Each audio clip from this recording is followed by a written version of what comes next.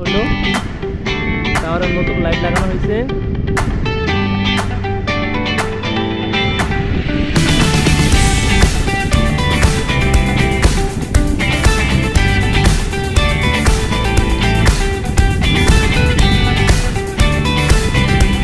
Complete. আমাদের যে কেবলটা টানা হয়েছে এই যে হুস পাইপের মাধ্যমে কেবলটা টানা হয়েছে, এখান থেকে উপরে দিয়ে সিস্টেম করে দেওয়া হয়েছে যাতে পানি না রোকে।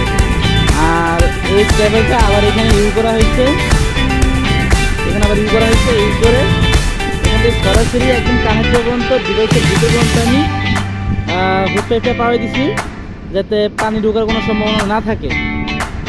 এই হলো আমাদের ডিভাইসের অপর পাশটা আমি দেখাচ্ছি।